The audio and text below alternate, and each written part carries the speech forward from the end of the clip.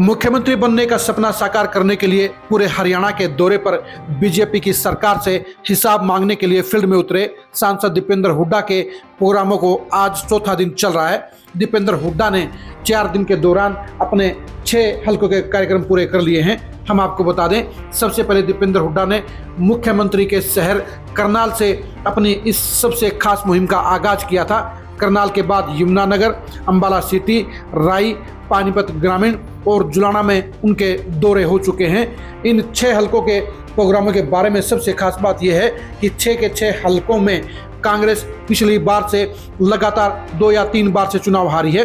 करनाल में कांग्रेस 2 चुनाव हार चुकी है, यमुनानगर में 3 चुनाव हार चुकी है, अंबाला सिटी में 3 चुनाव हार चुकी है, राई में 2 चुनाव हार चुकी है, पानीपत ग्रामीण में पिछले 3 चुनाव हार चुकी है और जुलाना में भी पिछले 3 चुनावों से कांग्रेस का विधायक नहीं बना है। दीपेंद्र हुड्डा आज शाम को सोनीपत शहर में पहुंचेंगे, जहां कांग्रेस का विधायक है। अब सवाल ये उठता है कि राहुल गांधी की नकल पर इस मुहिम में निकले दीपेंद्र हुड्डा को कितना समर्थन मिला है, कितने इनके प्रोग्राम सफल रहे हैं और वहां का सियासी मिजाज चेंज हुआ है या जस का तस है। हम आपको बता दें कि 6 सीटों में से 2 सीटों पर भूपेंद्र हुड्डा के प्रोग्राम बेहद सफल रहे हैं और 4 सीटों पर प्रोग्राम उम्मीदों से फीके रहे हैं। सबसे ज़्यादा कामयाब अगर किसी का प्रोग्राम हुआ है तो अंबाला सिटी में निर्मल सिंह का है। निर्मल सिंह ने अपने प्रोग्राम के लिए ज़बरदस्त मैनेजमेंट करने का काम किया और यही वजह रही कि निर्मल सिंह के प्रोग्राम में जितनी भीड़ थी उतनी बाकी के 5 हलकों में कुल मिलाकर भीड़ नहीं थी। निर्मल सिंह और उनकी बेटी चित्रा सरवारा ने अंबाला सिटी के कार्यक्रम को सुपर डुपर बनाने के लिए कोई कोर कसर नहीं छोड़ी और यही वजह रही कि अंबाला सिटी में सबसे ज़्यादा भीड़ नजर आई, सबसे ज़्यादा करंट नजर आया और सबसे ज़्यादा लबालब माहौल नजर आया।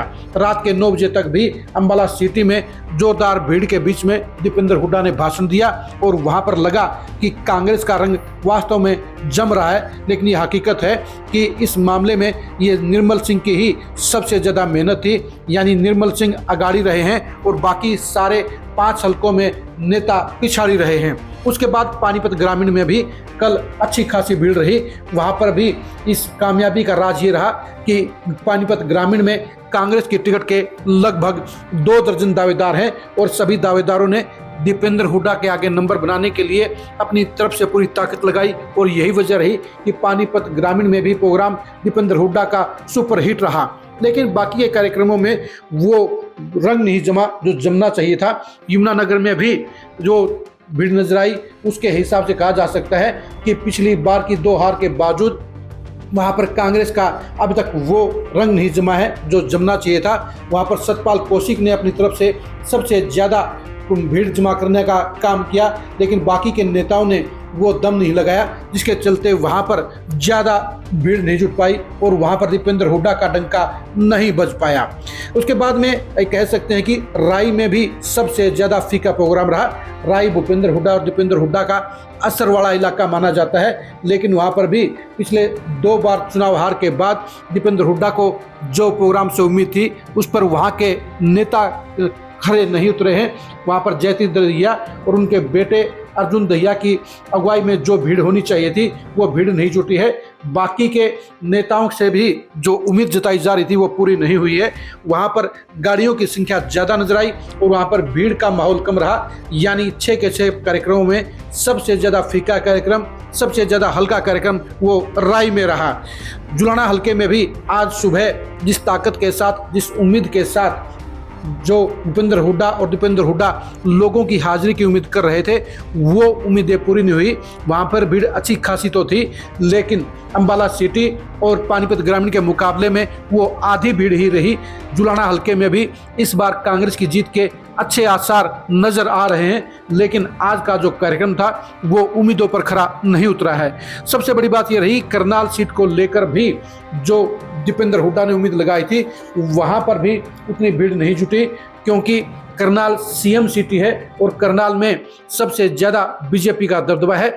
ऐसे में सरकार को घेरने के लिए दीपेंद्र हुड्डा ने करनाल से इसलिए अपने अभियान का आगाज किया था कि वहां से अगर जबरदस्त रिस्पॉन्स मिलेगा तो उसकी गूंज पूरे हरियाणा में जाएगी। लेकिन ये सच्चाई है कि करनाल में दीपेंद्र हुड्डा के कार्यक्रम में वो ज़्यादा भीड़ नजर नहीं आई जो आनी चाहिए थी। यानी दीपेंद्र हुड्डा के शुरुआत के 6 में से 4 कार्यक्रम फीके रहे हैं और 2 कार्यक्रम बेहद सफल रहे हैं। दीपेंद्र हुड्डा ने अपनी तरफ से प्रोग्रामों को हिट करने के लिए पूरी मैनेजमेंट करने का काम किया है। लेकिन ये सच्चाई है कि उनके साथ में आधे से ज़्यादा कागजी नेता चल रहे हैं और जो नेता जोर लगा रहे हैं उनकी पहचान करने में अगर दीपेंद्र हुड्डा सफल रहे तो वो चुनाव में बेहतर प्रत्याशी उतार पाएंगे। और अगर नकली नेताओं का जमावड़ा उनके साथ में रहा तो वो फिर गफलत में रह सकते हैं और इसका उन्हें बड़ा नुकसान हो सकता है। दीपेंद्र हुड्डा के पूरे हरियाणा के एक हलके के इस हिसाब मांगो अभियान के इम्प्रेशन को जानने के लिए, असर को जानने के लिए और जनता में रिस्पांस को जानने के लिए आप खरी खरी न्यूज़ के साथ बने रहिए। दीपेंद्र हुड्डा की हरियाणा की सियासत में सीएम के पद पर प्रोजेक्ट होने के इस अभियान के इफेक्ट को जानने के लिए भी आप खरी खरी न्यूज़ के साथ बने रहिए। हरियाणा के हर सीट पर जोर लगाने वाले नेताओं के असर और उनकी भूमिका और उनकी भागीदारी को जानने के लिए भी आप खरी खरी न्यूज़ के साथ बने रहिए। आप हमारे फेसबुक पेज को फॉलो कीजिए, आप हमारे यूट्यूब चैनल को सब्सक्राइब कीजिए। नमस्कार।